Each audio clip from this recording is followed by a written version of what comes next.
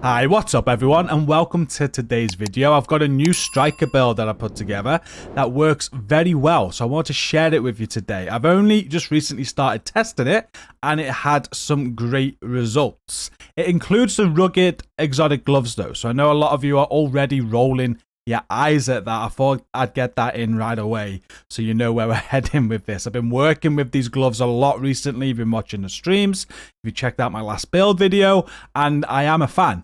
And we're seeing what we can do with them, and we're using legendary content to test them on. It all started off last week when I was discussing in stream these exotic rugged gloves and, what could we do with them to build around them. And it was incoming that suggested using them with an SVD. So I put a Paratrooper SVD build together, and he was right. The SVD blind fires well anyway, and these gloves just enhanced that. So we threw a glass cannon, all red build, DPS together with these rugged gloves. We took on some legendaries with it, and it worked wonders. I compared it to a striker build, and it did compare well. It didn't beat the striker build, but it definitely competed, and we put a build video out about that last weekend.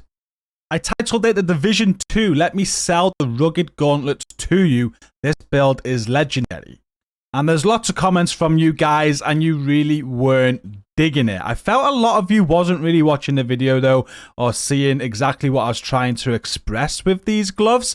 And it was very evident that not a lot of people actually tested it themselves. They were just going off what they felt by looking at them. So I will just say this. Obviously, these gloves are not going to be for everybody. There is a certain style of play that they suit. And if that isn't your style and you don't want to play like that, then yes, they're going to be absolutely pointless. But I do suggest you try them and maybe even try the style I'll be explaining in this video. And I say this because by face value, I was also not a fan. If you remember the PTS, I hated on these so much. But actually having them and testing them, my love's growing for them. So next, I just want to go over how these exotic gloves actually work. A lot of people in streams are asking this question. And if you just have a look at the talent, you get the Iron Grip talent, where you get minus 50% recoil penalty when hip firing and minus 50% recoil penalty when blind firing from cover. Yannick did confirm on the stream that they do before the season went live, though, that they also increase accuracy and stability. And if you go to the firing range, you can see this greatly, how they improve the blind fire. Now, I know the firing range is not the best place to test things out. The live environment is better. But the firing range does show exactly how these gloves work. So I'm going to start first with the Paratrooper SVD. I'm just going to throw this on my build. And this is with the Rugged Gauntlets on, okay? And if you come to the ranged section here and put it at the furthest distance. With the rugged gloves, you are obviously going to miss some bullets. Not every bullet is going to hit, but just notice how many bullets are hitting. Every bullet actually did hit that time, but it doesn't always, yeah? So as you said, two missed them.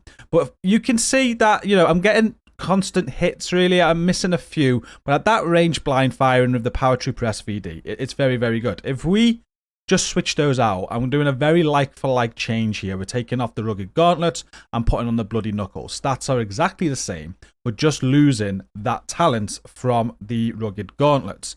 And then you'll see how bad it is from this distance, blind firing. I'm going to miss loads of shots. And you can see it very clearly with the Paratrooper SVD by doing this. Again, I know it's very different in a live setting, but you can see what those gloves do.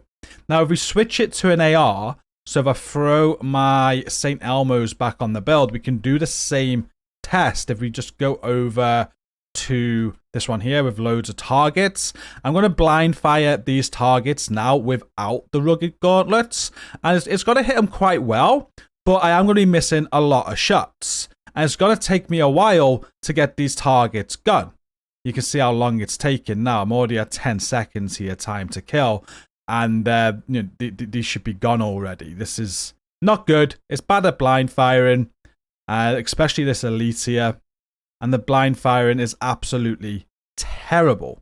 However, once I just get these targets gone, you see this is taking me over 30 seconds. I'm now going to do the same. The targets aren't going to be the same though, unfortunately, but you'll see the difference. I'm going to throw the rugged gloves back on, and we're now going to sit here in cover, blind firing with the rugged gloves on. And you'll see instantly how many more bullets are hitting and how quicker the targets are going down. So it's a very clear comparison there for you just to see what the rugged gloves actually do. They really do improve that blind fire, and that enables you to alter the playstyle that we'll be discussing in a moment. One final thing that you can do, you can even go on the DPS here. I'm not going to do it now, but bring the target to about 10 meters and then just empty the bullets into it. Without the rugged gloves, you get about, I'm going to say 4 million DPS per second. With the rugged gloves, it's over 5 million per second. And if you aim down sights and fire, it's over 7 million per second on the build that I'm using. So what is the build I'm using? It's this. This is where I've got it right now. There's a few adjustments to this than what you're seeing in the gameplay.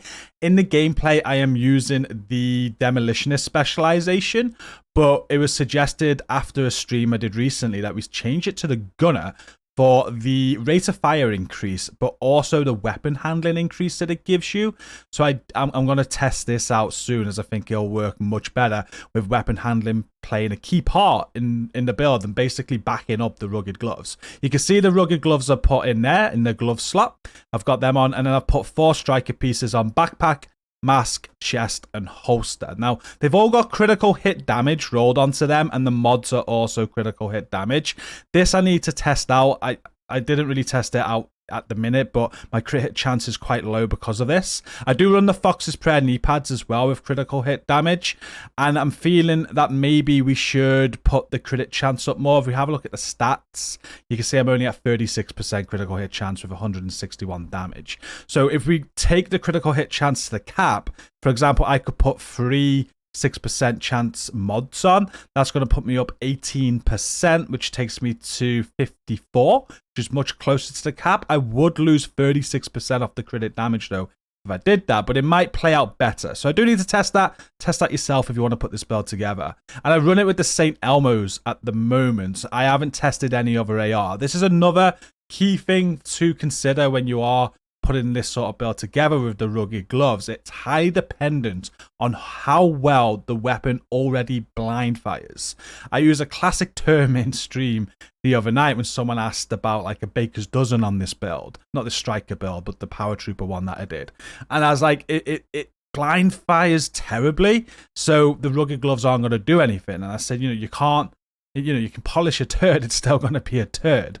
So it does need to start off with a good amount of blind fire accuracy and stability anyway. And what the rugged gloves do is just turn it into a beast, as it were. So you're going to have to test out different ARs, because some ARs are going to be better than others, but the St. Elmo's does work very, very well. Secondary doesn't really matter. We were contemplating what to run as the secondary on this build. I just throw the lefty on one because it could proc maybe the sledgehammer talent if I wanted to, but also this is a great stacker. And the way you're going to change your playstyle with this build, you're going to be close enough to enemies to use this, and it's very good to get your stacks up very, very quickly, because the St. Elmo's is going to take a little while to get the striker stacks up, especially because we're using the chest, which is 200 stacks that you want to get to.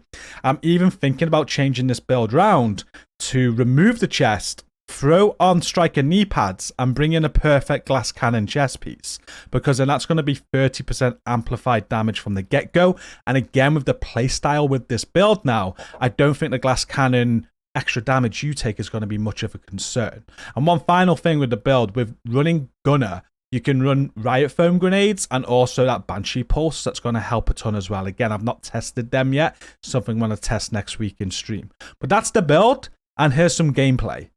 So this section of the stream I did the other night on the zoo is a nice little section to show you the playstyle that you can commit to with the way this build is. We're going to run over into this area now where a lot of enemies are going to kind of rush us, and we're going to be in close vicinity of them and range as well. You still want to run the striker build the same as you normally would. You want to aim down the sight still and shoot the enemy, because that's going to cause the most damage. So that's what I'm doing. But if you're playing legendary content, you'll know that quite often they can get on top of you, and you don't want to peek out from cover too much. A lot of people, including myself, normally have a crowd control in the build, in the squad, for that reason. So you can blind the enemies, you can crowd control them, so you can aim and shoot at them.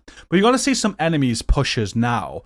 And what I'm able to do when they push us is just blind fire them. And look at that damage. I am absolutely annihilating them. Yes, the reanimated global event is on and headshot damage has improved greatly. I know that. But this is what we were doing the other night on stream. We were playing the reanimated event, you know. I am going to be testing this out next week without that, though. And it's for sure still going to work very, very good. Like, I'm hitting body shots a lot of the time as well. You can see that. They're not all headshots. So this is how you want to play the build. You want to play it normal, but you can be more aggressive with it. You can push into that enemy spawn, and you can just blind fire your way through it. Another good clip to show you from the stream the other night is this one here on Tidal Basin Legendary. This area here can get a little bit tricky. You got a lot of Warhounds, a lot of Johnny Fives as I call them, a lot of enemies, you got Chungas, you've got it all. And as you just saw there, as I was, I just got hit by a nade, but as I was aiming down my sight, I took a big hit. I had to get in cover and wait for the heal and kind of like regenerate myself and go again. Whereas with this build now, I can ADS, I can get that damage there, but when I need to, when things get a little bit closer and I need to take cover, I can just blind fire and still get some good amount of damage coming out and still get those enemies gone. There's a Chunga approaching us now, but I can just blind fire. I can aim for his chain to make sure that breaks so he can't push us too much. I can aim for his backpack to get rid of that quickly if I wanted to. Or we can just keep on aiming at his chest until it breaks and take care of him without ever popping our head out of cover. He's getting some big heals there, otherwise he'd already be dead. And one thing that we did on the Tidal Basin boss, whereas we normally stay back near the back right of the area where that turret is and the restock box is, we pushed forward to the spawn point because we just felt with the blind fire we could take care of these.